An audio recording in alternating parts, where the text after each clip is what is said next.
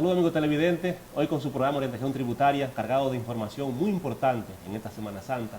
Y para eso tenemos hoy nosotros aquí al licenciado Víctor Polanco, un especialista en tema tributario, catedrático en asuntos de segunda categoría, es decir, en maestría sobre los asuntos tributarios. Y hoy tenemos el tema de los impuestos al patrimonio inmobiliario, que todo empresario le interesa saber qué debe pagar por su patrimonio inmobiliario, qué no debe pagar, cómo debe pagarlo, qué ley lo protege, qué norma lo protege y qué pago en exceso o pago indebido ha hecho por su patrimonio inmobiliario. Así que nosotros tenemos hoy a un gran especialista, Víctor Polanco, en esta Semana Santa, va a tratar ese tema, un tema muy sagrado como el patrimonio inmobiliario. Así que retornamos en breve y nos vamos a unos cortes comerciales.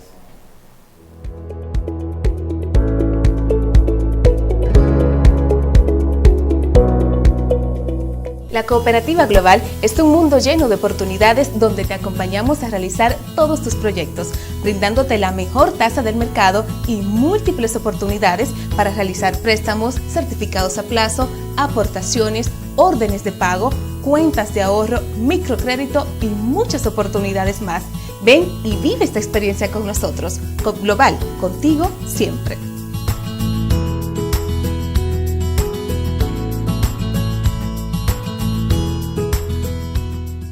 Cuidando la salud de los dominicanos y las dominicanas. Para reducir el riesgo de contagio del COVID-19, el Ministerio de Salud Pública, mediante la resolución 000016-2020, dispone el uso obligatorio de mascarillas en lugares públicos y privados de uso colectivo, como medida para controlar la propagación del virus en la República Dominicana. Las personas que incumplan con la medida podrán ser sancionadas con multas que oscilen entre 1 y 10 salarios mínimos. Se ha remitido la resolución al Ministerio de Defensa, al Ministerio de Interior y Policía y a la Policía Nacional para su conocimiento y requerimiento de asistencia en el cumplimiento de dichas medidas. Mantener el distanciamiento físico y la protección personal es responsabilidad de todos y todas. Cuida tu salud y la de los demás.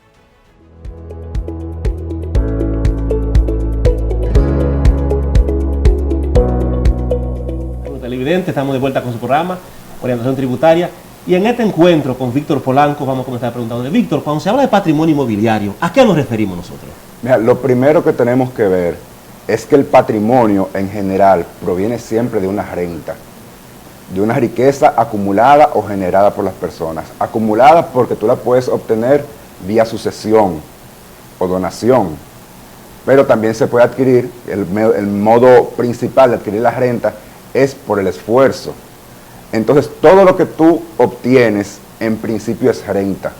Con lo que tú obtienes, ya sea por el trabajo o por empresas, tú lo distribuyes, tú obtienes renta o consumes una parte, o ahorras una parte o inviertes la otra parte. Entonces, lo que normalmente nosotros conocemos como patrimonio es eso que tú has podido invertir y ahorrar. Entonces, hay una parte que tú puedes ahorrar en líquido y hay otra parte que tú lo puedes convertir en patrimonio mobiliario, ya sea a través de ahorros, certificados financieros, títulos valores, bonos o en un inmueble. Entonces, ya cuando uno habla de patrimonio inmobiliario es esa inversión que uno tiene en inmuebles, cuyo origen debe ser una renta obtenida y declarada a fines tributarios. Entonces, por ahí es donde primero nosotros tenemos que partir, sabiendo que un patrimonio inmobiliario tiene un origen de renta. Y esto lo vamos a ver también, lo vamos a entender cuando analicemos el impuesto sobre donaciones, que es uno de los que tocan el patrimonio inmobiliario. En esta textura, hablando como usted lo dijo, patrimonio se divide primeramente renta y se va a dividir en lo que es inmobiliario y en lo que son sus rentas fijas o su renta variable, como son certificados, cuentas de ahorro, ese tipo de cosas. Hoy día, el patrimonio inmobiliario, visto desde ese punto de vista, ¿qué significaría para una persona en su haber y su tener, hablando aplatadamente? Claro, mira, el patrimonio inmobiliario es un activo para las empresas. Para las personas físicas, las personas naturales, el patrimonio inmobiliario es lo que tienen en inmuebles, en casas, solares, apartamentos. Vehículos. Los vehículos son patrimonio mobiliario. Mobiliario, sí. Sí. Entonces, el patrimonio inmobiliario es eso, que tienen solares, cuando compran un solar, por ejemplo, a SEA, o se lo compran a una persona, a otra empresa, cuando tienen un apartamento que lo compran o lo fabrican, o se lo construyen. Se va creando ese patrimonio inmobiliario. Ese patrimonio inmobiliario, como les dije anteriormente, debe de provenir de una renta previa, ya sea que tú lo hayas trabajado o lo hayas obtenido a través de una empresa comercial. Entonces tú destinas parte de esos fondos, parte de esa renta que obtuviste y los pones en la adquisición de un inmueble. ¿Y qué debe tributar un contribuyente por el patrimonio inmobiliario?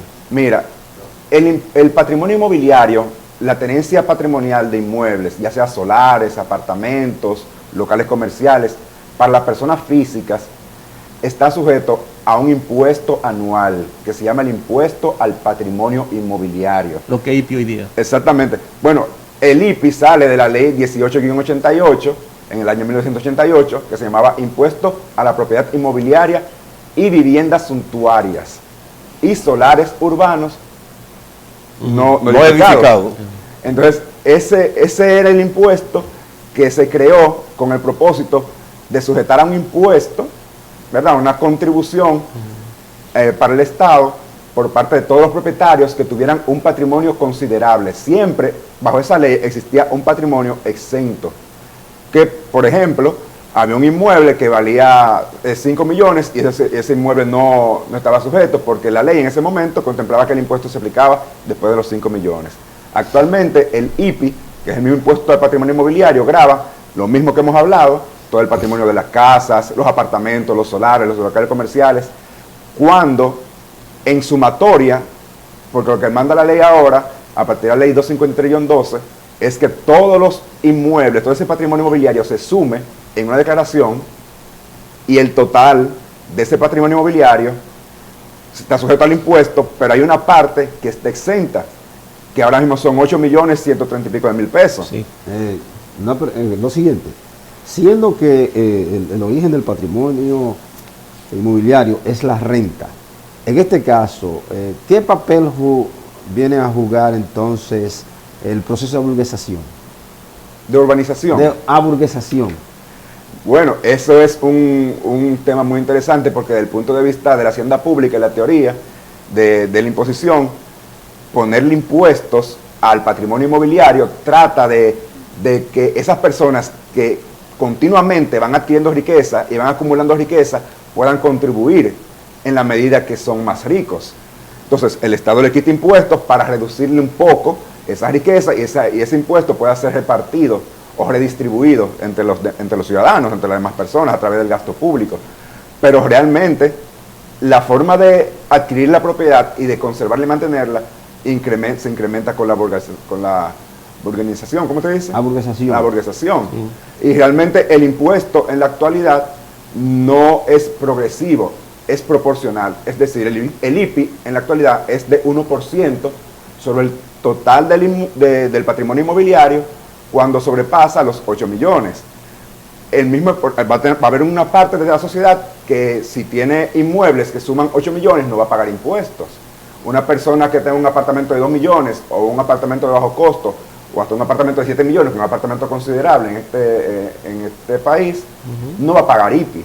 Ahora, las personas que tengan un patrimonio inmobiliario, ya sea un inmueble, un apartamento, más un solar y otros inmuebles, y su patrimonio sea mayor de 8 millones, va a pagar una proporción de eso. Hay cosas importantes, Víctor, y quiero decirle esto a la nación dominicana y al mundo, que cuando se habla con Víctor, está hablando con una autoridad en el tema patrimonial, con una persona que trabajó en renta, trabaja renta, es asesor de organismos internacionales, organismos nacionales y muchas empresas.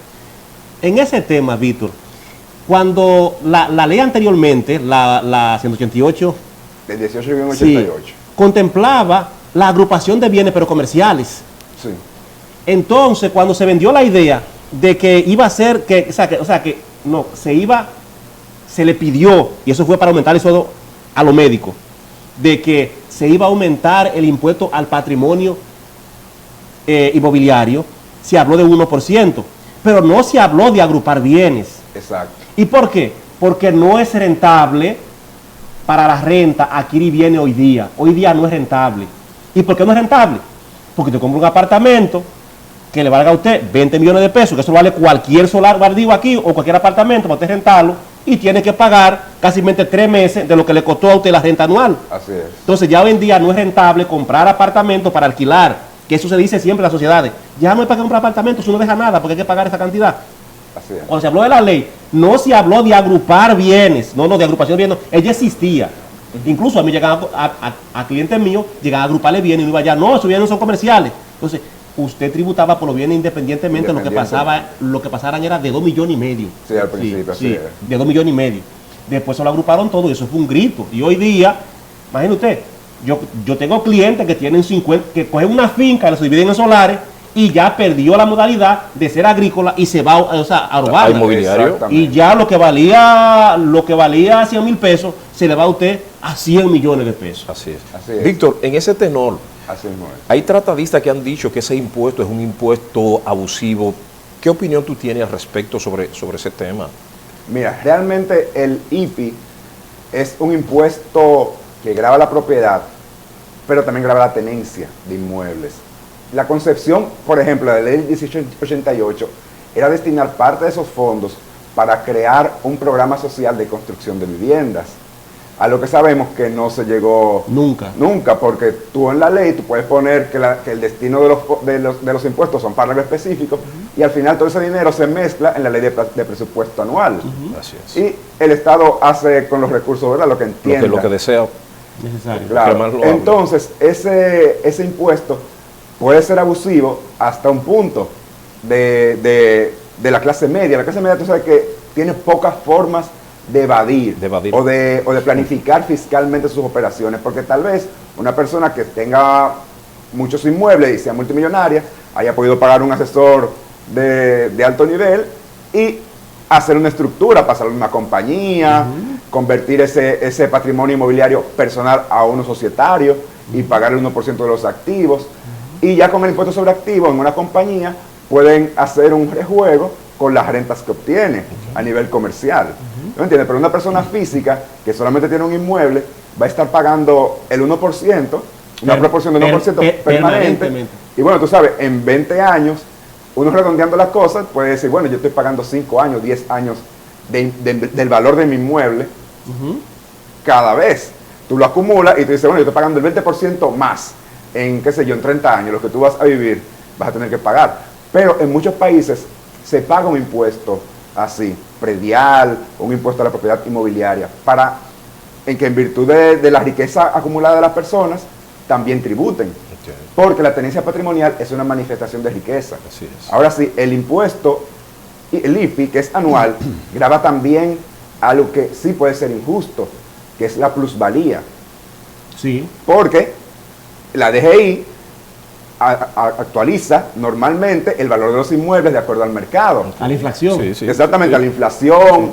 Si por ejemplo tú tienes un solar aquí y comienzan a construir torres de lujo, la venta de los inmuebles que están ahí en ese lugar te aumenta el valor de tu terreno. Y como decía Santiago, yo tengo un terreno y me pasaron la circunvalación por ahí, ya mi terreno.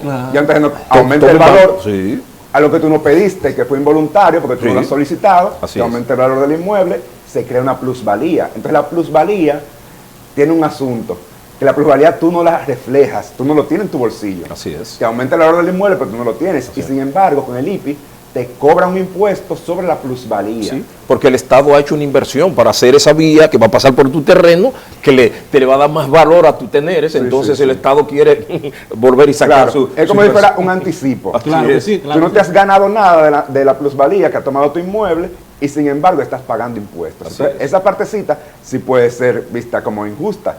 Además que la plusvalía tú la vas a tener que pagar también en el caso de que vendas el inmueble, que lo normal es que uno lo venda, a menos que sea una familia que quiera quedarse con eso como una herencia familiar para toda la vida. Claro.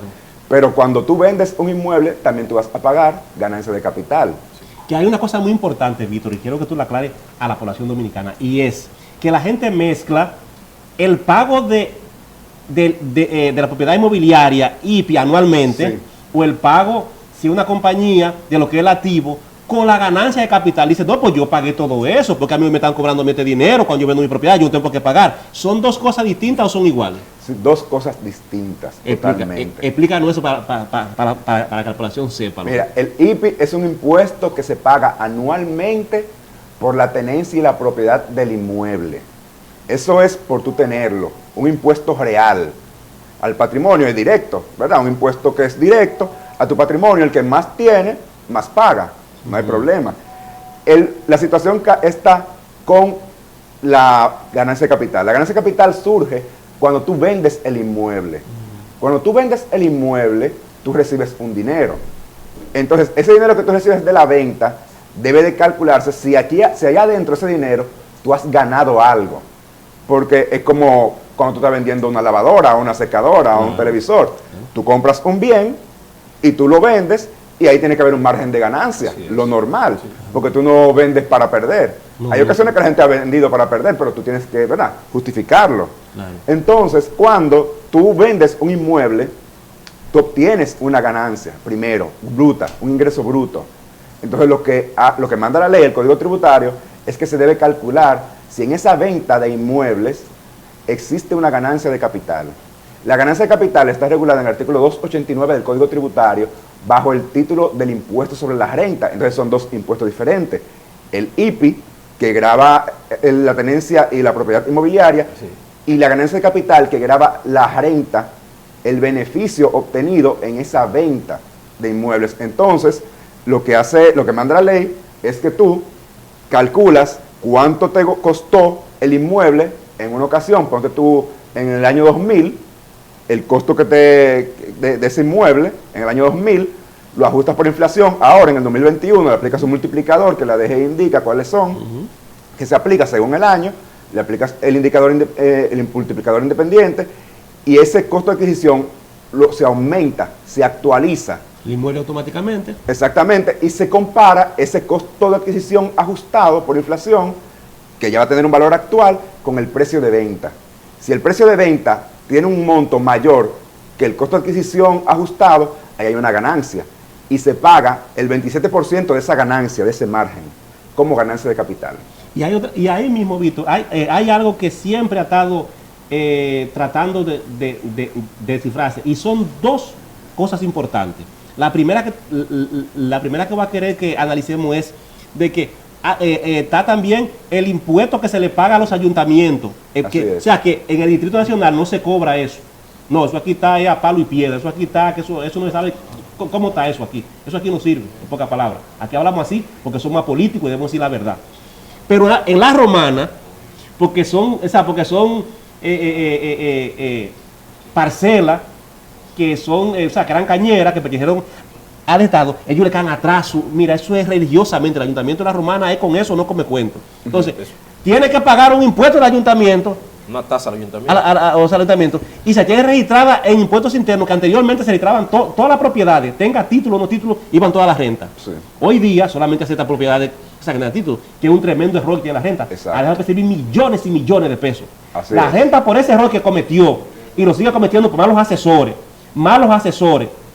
ha dejado la vivienda sin título fuera de la base tributaria, y aquí hay millones y millones y millones de pesos que el Estado no percibe. Está dejando de percibir. Sí, porque aquí hay barriadas que tienen casas mejores que en Ensanche. Así es. Sí. Entonces, ese asunto, Víctor, visto de esa forma, que se ha dejado fuera a la casa que no está registrada, ¿qué ha pasado con Mira, eso es un error, y ese error, como bien tú indicas, proviene de algunos funcionarios que creen que la DGI es un tribunal. Exactamente. La DGI no es juez de documentos, ni es juez de la titularidad de los inmuebles.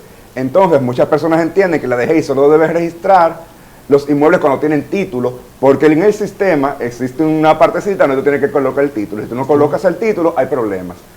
O la DGI tiene miedo de afectar derechos de otras personas, porque tú sabes que en los inmuebles que no están registrados, como no hay un derecho de propiedad definido, cualquier persona puede venir con una declaración jurada y decir, mira, esto es mío. Sí, porque yo estoy pagando impuestos por eso. Ya. Claro, pero eso no es problema de la DGI. Víctor, pero que los bancos prestan, eso es grande. Claro, los bancos prestan y lo registran con eso.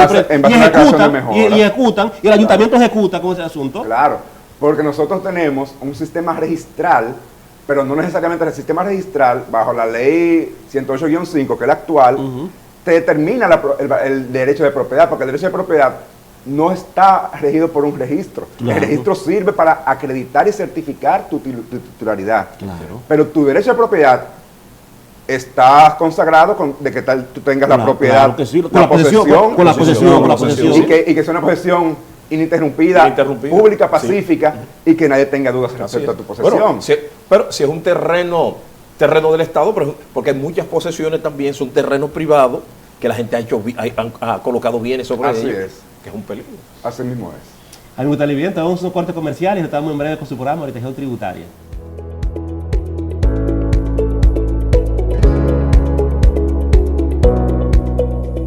La Cooperativa Global es un mundo lleno de oportunidades donde te acompañamos a realizar todos tus proyectos, brindándote la mejor tasa del mercado y múltiples oportunidades para realizar préstamos, certificados a plazo, aportaciones, órdenes de pago, cuentas de ahorro, microcrédito y muchas oportunidades más.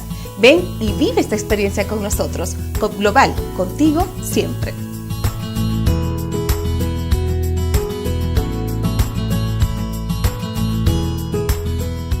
Cuidando la salud de los dominicanos y las dominicanas.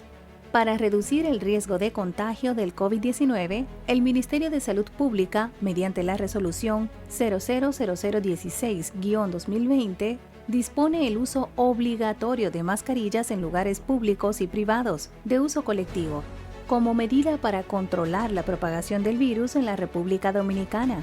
Las personas que incumplan con la medida podrán ser sancionadas con multas que oscilen entre 1 y 10 salarios mínimos.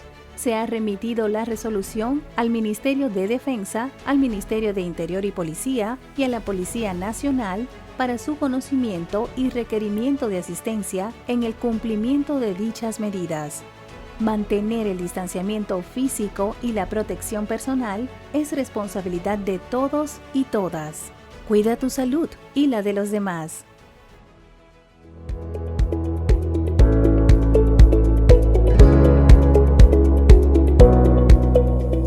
Amigos televidentes, estamos de vuelta con su programa Orientación Tributaria, aquí hablando con el especialista Víctor Polanco, una persona muy destacada y que tiene, para decirle a ustedes, una autoridad en cuanto a esa rama. Víctor, si nos ponemos a verlo desde el punto de vista de las normas y las leyes que rigen exactamente lo que es el patrimonio, tanto de personas físicas como jurídicas y naturales, porque el Estado tiene muchos bienes. Claro. ¿Qué podemos nosotros hablar en ese aspecto? Claro, mira, las personas físicas están reguladas por la ley 18-88, modificada por la ley 253-12. Es la ley que establece el impuesto sobre el patrimonio inmobiliario.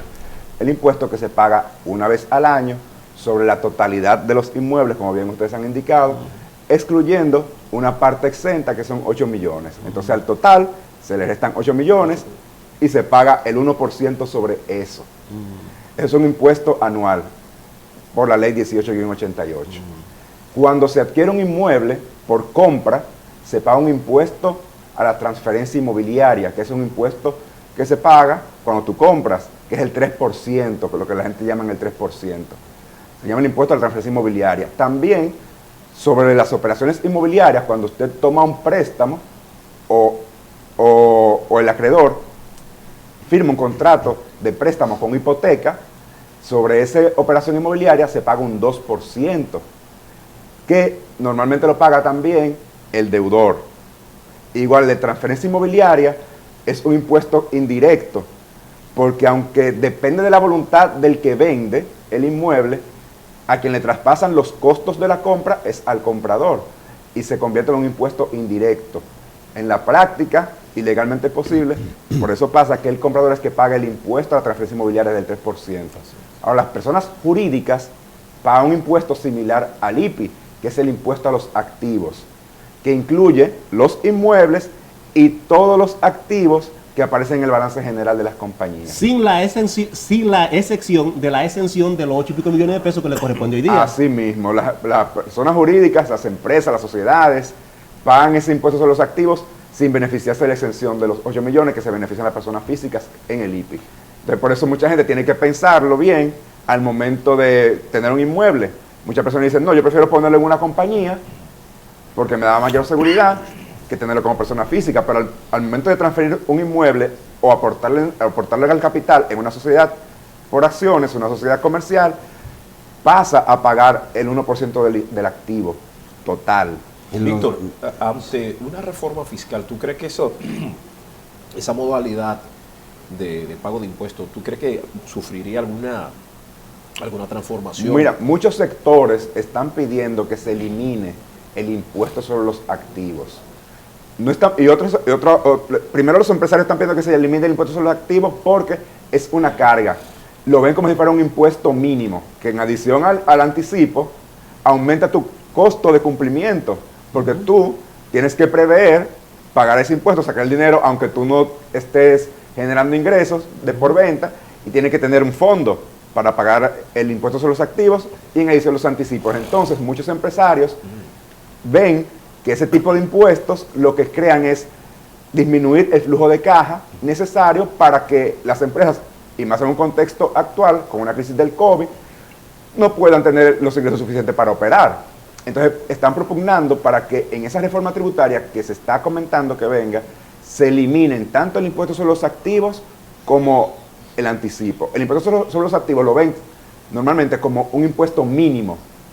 Se ve hasta inclusive como si fuera un impuesto sustitutivo al impuesto sobre la renta, en base a que si una empresa tiene muchos activos, tiene maquinarias, tiene inmuebles, tiene vehículos, se supone que debe tener capacidad productiva. Claro. Entonces, si tú tienes un grupo de activos improductivos, la sociedad no se ve beneficiada con eso. Entonces, por eso está la justificación de muchas personas de que entienden que el impuesto sobre los activos debe de existir, o si se debe atenuar, por lo menos ponerle una tasa más bajita. ¿Cómo determinamos que el activo es improductivo? ¿Cuál es el criterio? No, son criterios subjetivos. Por ejemplo, hay muchas sociedades que se crean solamente para tener inmuebles, que son tenedoras de inmuebles. Muchas villas que ustedes ven en Casa de Campo, en Capcana, en proyectos turísticos o aquí mismo en la capital, solamente están constituidas para proteger un activo. Qué bueno, Víctor. Proteger o administrar, ¿no? Sí. Exactamente. Proteger un activo de otras contingencias personales. Okay, son aseguradoras. Víctor, tú has aumentado algo grande y yo le diría a Luis Valdés, ponga asunto a este tema que vamos a tratar ahora. No a Luis Valdés, sino a cualquier técnico de la renta que esté trabajando ahí, porque muchas veces ahí no pueden asuntar nada. Así es. Esta válvula de escape que existe hoy día, yo tengo una empresa en un paraíso fiscal, o la tengo en cualquier país de eso. Sí. Y tengo aquí una villa que cuesta, una empresa, la empresa que tiene la villa, está constituida por ahí, lo que tiene son $10,000. Así es. Y la villa aquí cuesta $3 millones. Así es. Yo tengo las acciones de mi villa, mira, en tal país por ahí, vengo aquí, y la cambio. Y en vez de yo venderte la villa a ti, que tú vas a tributar por $3 millones, tú vas a tributar el 1% de las acciones aquí. Así es. Porque cambió las acciones allá, es más, el 1% no, una vez cambio los accionistas. Exacto. ¿Cómo tú ves esa válvula de escape? Sí, eso realmente es una estrategia de planificación fiscal abusiva por parte de, como lo debería ver la administración tributaria, sería una práctica fiscal abusiva, pero muchos contribuyentes lo hacen. Y como tú dices, si tú constituyes una empresa en Panamá, por ejemplo, claro, o en Islas Vírgenes, el capital es extranjero. Tú simplemente registras aquí en el registro mercantil si te da la gana, porque no hay obligatoriedad. Una sociedad extranjera que no hace operaciones comerciales aquí en el país no tiene la obligación de registrarse, pero tú la registras, ok, y tú las registras en la DGI porque tienes que declarar el inmueble, pero no paga impuestos sobre el capital. No. Aquí le ponen a pagar el impuesto sobre los activos porque es una sociedad, pero pasa eso, al momento de venderla, una villa que cuesta 3 millones, 5 millones, en Casa de Campo es de 40 millones. Tú simplemente transfieres los accionistas en el extranjero y aquí actualizas los accionistas en el registro mercantil y está transferido el inmueble evadiendo el impuesto a las transferencias inmobiliarias, que es el 3%, y evadiendo el impuesto a la ganancia de capital, que es sumamente más grande. Y lo dije ahí. Víctor, en ese tenor, impuesto sobre a la renta como institución fiscal encargada de recaudar en el patrimonio nacional, ¿cuál sería la medida más loable que podía tomar el Estado para que no se den ese tipo de casos, que pueda el Estado perder esas recaudaciones vía esos manejos que se dan? Mira, la DGI en nuestro país está muy rezagada en términos de tributación internacional. Están haciendo los esfuerzos, se están enfocando en regular precios de transferencias, pero se están perdiendo en suscribir acuerdos internacionales de cooperación. Para tú poder fiscalizar ese tipo de operaciones, tú debes tener acuerdos internacionales con otras administraciones tributarias y otros estados, en virtud de los cuales los estados puedan transferirte información. Saber, por ejemplo, en Panamá, cuántos dominicanos tienen empresas registradas allá. Con ese registro, simplemente tú tienes que hacer una comparación, un cruce de información con las propiedades que están registradas aquí, porque aquí hay muchas propiedades registradas no solamente en Panamá, con sociedades de panameña, sociedades de Islas Vírgenes, Gran Caimán, y simplemente tú con acuerdos de intercambio de información y colaboración puedes fiscalizar. Y aclarando que son paraísos fiscales esos lugares. Claro, porque no tienen inclusive un asunto de un mecanismo para tú transferir información de manera libre. Pero que aquí se dio un caso, Víctor, que fue un caso bastante grande. Aquí hubo un hotel que estaba tasado en Monte Carlo, en la isla Monte Carlo, y era por $700,000 y el hotel aquí valía casi 8 millones de dólares. Se fue a pura subasta ya. Y cuando se fue a subasta, lo que llegó fue $800,000 y uno que estaba allá, lo estaba echando y se lo llevó allá en subasta. Sí. Y el italiano lo amenazó con matarlo porque estaba quitando esa panacea aquí que tenía, la estaba quitando. Y él lo ganó allá. Entonces terminaron los dos siendo accionistas los dos del mismo hotel aquí. Porque eso, pues la mayoría de esos hoteles, y hay que decirlo así para que la población lo sepa, la mayoría de esos hoteles que están aquí en el país, y Villa también, tanto dita en esos países, por ejemplo, en paraísos fiscales, y son compañías que se van a la quiebra y están declaradas por Chile. Dice, es una isla que yo tengo eso por ahí, es una tierra bardía que tengo ahí, y es un hotel de esos que están por ahí cerrados, que están allá, que se van a liquidación y se lo llevan por Chile y aquí en el país. Pero eso es fácil, Víctor, fácil. Solamente si tú me estás cambiando a mí los accionistas, ¿por qué tú me lo estás cambiando? Fue porque tú me diste el capital de la compañía, claro, y el capital que tiene, ese inmueble, te voy a liquidar en base al inmueble. Así que es. Una vez lo estaban haciendo, no sé por qué lo dejaron, porque políticamente como que no convenía eso. Claro, recuerda que había un impuesto que se cobraba el 2% de la transferencia de acciones, que te sería por lo menos de regulador o de para controlar. Ahora lo siguiente, nos preguntamos, ¿estarían esos estados donde se declaran y se registran esas empresas dispuestos a suscribir ciertos acuerdos con la, por ejemplo, con la DGI y con el Estado Dominicano como tal para ese cruce de información? ¿Habría la disposición? Mira, hay estados que sí, que estaban en lista negra, en lista gris de la OCDE, un organismo internacional que regula esto, y han suscrito. Panamá, que era famoso como paraíso fiscal, ha suscrito infinidad de acuerdos con otras administraciones tributarias, otros estados, para intercambiar información. Y lo hacen para bajar ese rating negativo, porque para acceder a mercados de capital y en asuntos de transparencia internacional y de lavado de activos, esos países que están en lista gris, en lista negra, no les conviene. Entonces suscriben ese tipo de acuerdos. Hay muchos países que no lo van a hacer. Pero cuando tú tienes países que no lo van a hacer, ya tú lo tienes identificado y la administración tributaria, la DGI, puede establecer por norma procedimientos para cobrar ese tipo de impuestos y desarmar ese tipo de estructuras.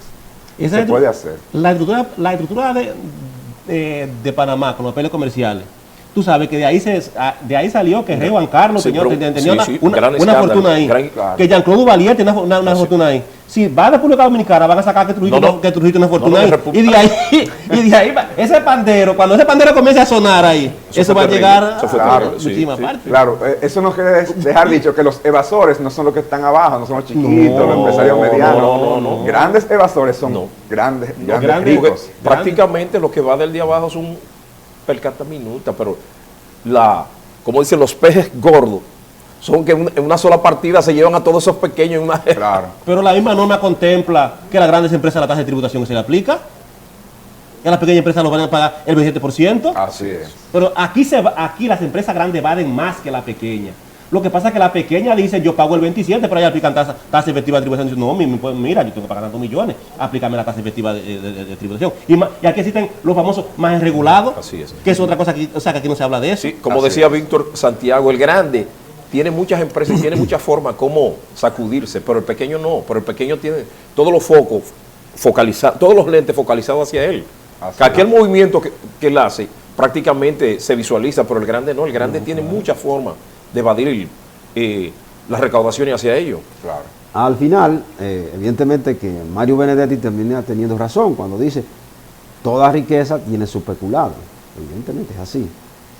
Difícil que encuentres una limpia.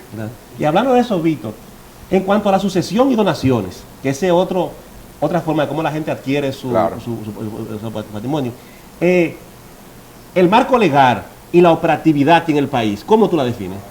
Mira, el impuesto sobre sucesiones está regulado por la ley 2569, que también regula el impuesto sobre donaciones.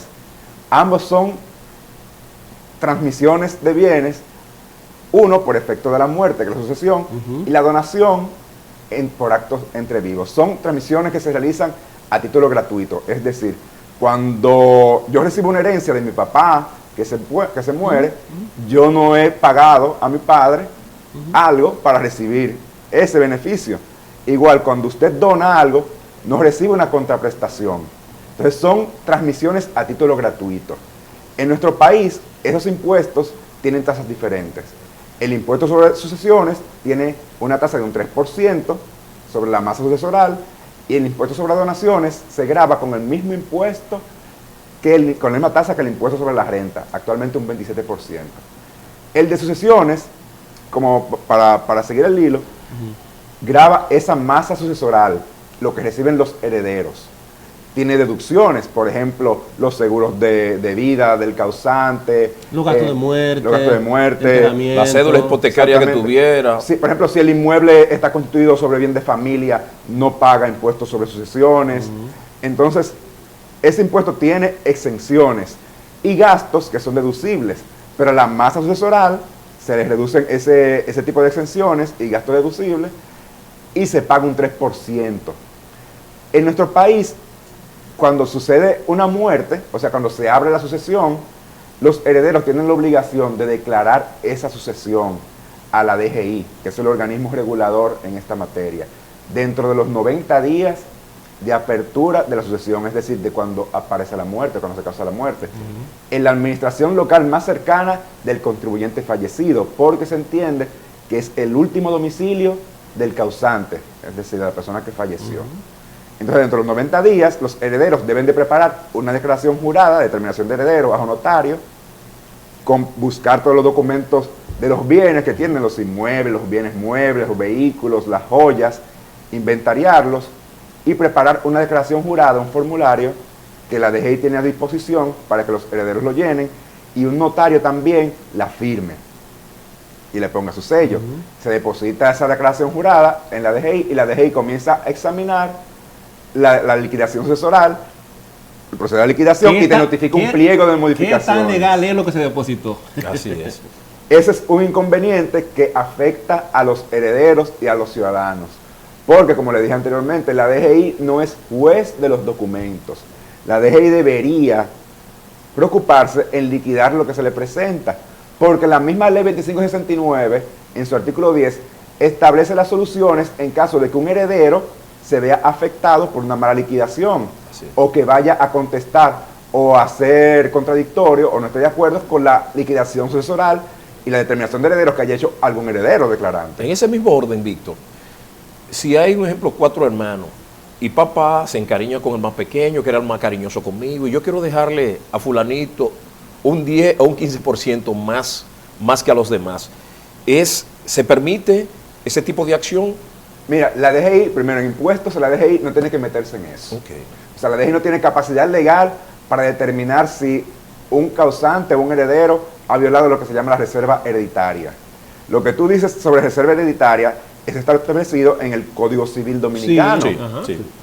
Que te dice, bueno, si tú tienes 5 hijos y tú no tienes esposa, la totalidad de los bienes se dividen entre los 5 en partes iguales. Así es. Pero si tú tienes esposa y estaba casado bajo comunidad de bienes, la mitad de los bienes creados en matrimonio son de la esposa, que se mantiene viva, y el otro 50% se divide entre los 5 hijos, que le toca dar 10% cada uno. Perfecto. Eso en términos civiles. Pero a la DGI solamente le debería interesar liquidar la masa sucesoral de los herederos. Por ejemplo, en una comunidad de bienes, la DGI no va a tomar el 50% de la esposa, sino que la excluye. Claro. Y cobra el impuesto sobre el 50% que va a recibir los herederos. Del decuyus. Exactamente.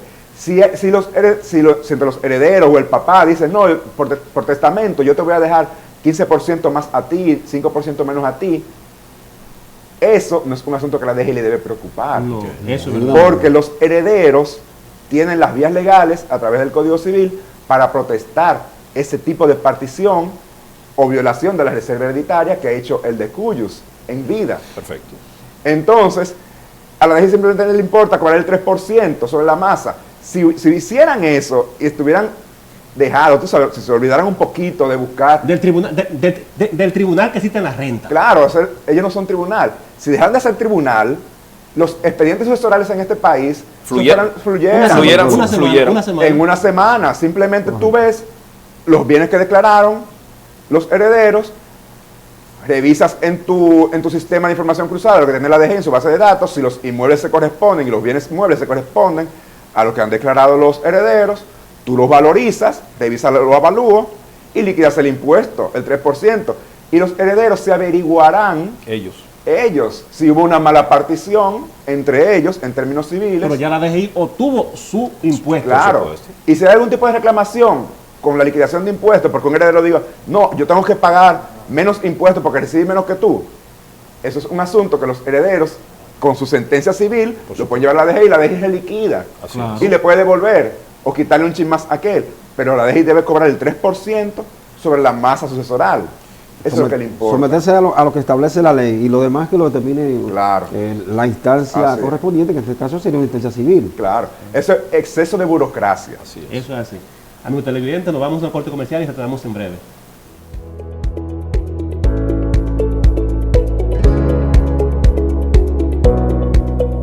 Es un mundo lleno de oportunidades donde te acompañamos a realizar todos tus proyectos, brindándote la mejor tasa del mercado y múltiples oportunidades para realizar préstamos, certificados a plazo, aportaciones, órdenes de pago, cuentas de ahorro, microcrédito y muchas oportunidades más.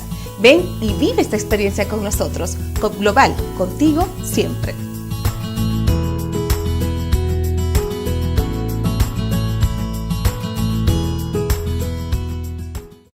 Seguimos cuidando la salud de los dominicanos y las dominicanas.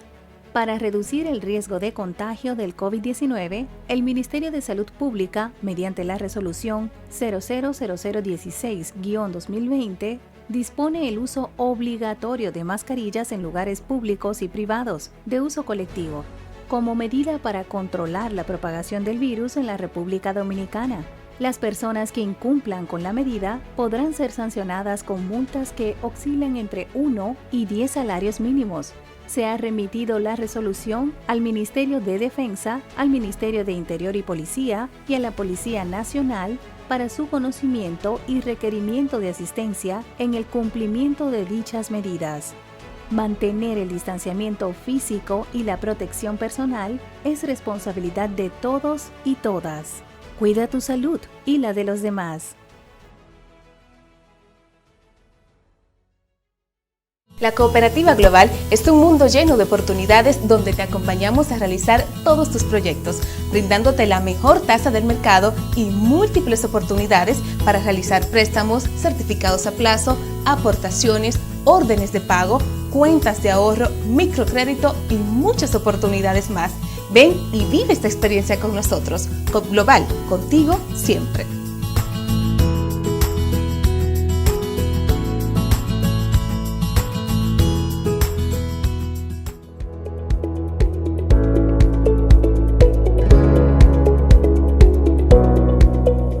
Amigos televidentes, estamos aquí con su programa Orientación Tributaria y seguimos con el tema. En cuanto a esto, la reserva hereditaria siempre se ha establecido que nadie puede testar más del 25%. El 25% es lo que puede testar nada más. Los testamentos son nulos cuando son de ahí para allá, incluyendo a mí, me ha llegado testamento allá que ha sido nulo, porque anulan más, porque testan más del 25%. La ley dice que nada más el 25% que deben testar. Entonces, en base a eso, Víctor, hay muchas veces que se dan las dos figuras, de que se da la herencia y que se testa a la vez. Sí, claro. Sí, entonces, como hemos dicho, la DGI que de ese tribunal reciba su impuesto. ¿En qué monto, qué cantera, no vamos a decir cifra, podríamos cifrar, si la DGI deja de ser tribunal, aumenta las recaudaciones. No, pero imagínate, uno como usuario de la DGI, sabiendo los retrasos que hay y por la experiencia que uno tiene, cómo se maneja la administración, sabiendo que hay liquidaciones sucesorales que tienen más de 10 años trancados ahí, que hay administraciones locales que tienen retraso, la DGI aumentaría en un mes, si deja de estar revisando tantos papeles y le deja ese asunto a los herederos, en un mes recauda el 95% de ese monto acumulado que tiene ahí sin recaudar. Una masa fuerte. Esa es una deuda tributaria que a quien le afecta, en principio es a la DGI porque su trabajo es recaudar, claro. Y entonces también afecta los derechos de los herederos que no han podido liquidar los impuestos, aunque los recargos estén paralizados, pero tú no estás disponiendo del patrimonio que tú estás recibiendo por herencia o donación. Que hay cuentas esas que se van al Banco Central de tanto tiempo que tienen los bancos. Claro, claro. Entonces, simplemente con unas medidas de eficientizar los procesos, de que la DGI no revise tanta documentación, porque ellos no son jueces de los documentos. Y, óyeme, un heredero que te presenta una declaración jurada por notario, ¿verdad? Te está atestiguando y está declarando bajo fe de juramento. Claro. Y te está presentando las actas de nacimiento, actas de matrimonio y todos los bienes. ¿Qué más puede hacer la DGI? No, calculando, por ejemplo, la reserva hereditaria. No, y la DGI, como institución del Estado de recaudación, tú cruzas informaciones con bienes nacionales, con la Junta Central, claro. Con todos esos organismos para que no haya esa dilación. En un mes se recupera el 95% de esa cartera. En esta tesitura, Víctor, y ya, para concluir, lo siguiente, y es de la siguiente magnitud, de que podemos ver que ahora mismo Impuestos Internos, como decimos, está actuando como un tribunal, concluyendo. ¿Qué tú le puedes decir a la nación dominicana sobre lo que es el patrimonio y cómo tenerlo y cómo protegerlo y qué debe pagar? Miren, el patrimonio inmobiliario es uno de los aspectos personales más importantes de las personas. Sin patrimonio, las personas son simplemente personas que viven en una sociedad, pero en esta sociedad capitalista, lo que aspira a las personas es a tener algo, a tener un techo seguro, a tener los bienes que le satisfagan sus necesidades. Pero hay personas que trabajan mucho y tienen el derecho de acumular riqueza. Cuando se acumula riqueza, es una manifestación de riqueza que destapa lo que es la capacidad contributiva, y por eso el impuesto existe. La DGI entonces, la DGI, que es la Administración Tributaria Dominicana, aplica la ley 1888 para cobrar el IPI, la ley 2569 para cobrar el impuesto sobre sucesiones, que es el 3%, el impuesto sobre donaciones, cuando se dona de manera gratuita se paga el 27%, que es la misma tasa del impuesto sobre la renta. Cuando se transfiere un bien inmueble se paga el impuesto a la transferencia inmobiliaria, que es de 3%.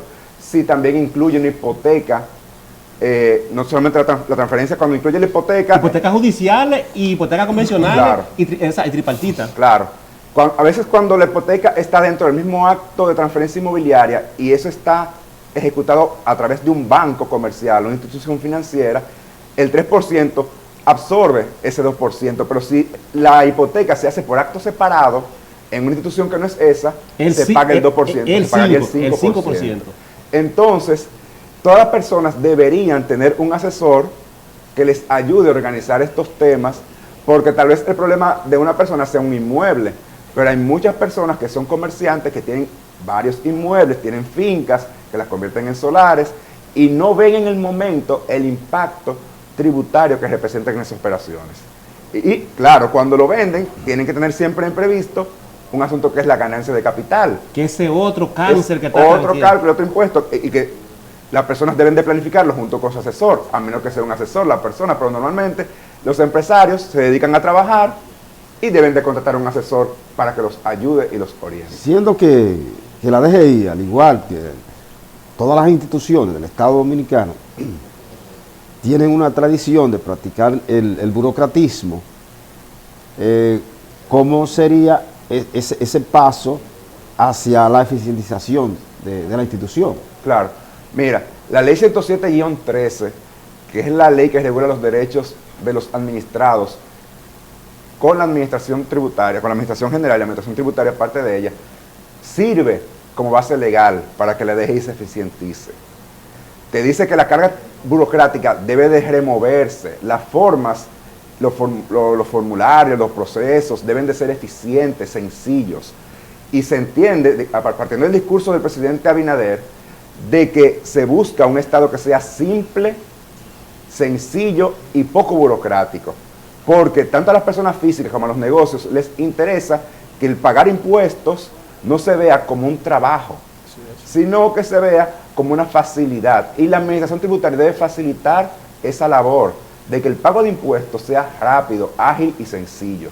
Entonces, con medidas que eficienticen los procesos, que tú simplemente quites mucha burocracia o que revises a lo interno las cosas que tú entiendas que están mal, pero que le permitas a los contribuyentes, a las personas, pagar sus impuestos de manera más fácil, se haría un mejor país primero y una mejor administración y se recaudaría mucho más fácil y rápido, que son necesidades que todo Estado debe velar. Víctor, muchas gracias. Ya el tiempo se nos agotó y queremos tenerte siempre hasta aquí, a este programa tuyo. A sus órdenes siempre. Y para nosotros es un honor aquí. Así que de igualmente, parte de Isidro Santana, Santiago García, Ramón Cuello y Braulio, que no está aquí. Así que siempre siéntase bien aquí en su programa. Muchas gracias. Y a ustedes, amigos televidentes, pásenla bien, pasen una Semana Santa feliz, tranquilo en sus hogares. Con este COVID ahora cuídense mucho. Es mejor pasarlo en familia que estar metido en problemas. Y seamos todos bienvenidos de Semana Santa en su próximo programa. Pásenla todos bien. La Cooperativa Global es un mundo lleno de oportunidades donde te acompañamos a realizar todos tus proyectos, brindándote la mejor tasa del mercado y múltiples oportunidades para realizar préstamos, certificados a plazo, aportaciones, órdenes de pago, cuentas de ahorro, microcrédito y muchas oportunidades más. Ven y vive esta experiencia con nosotros. COP Global, contigo siempre.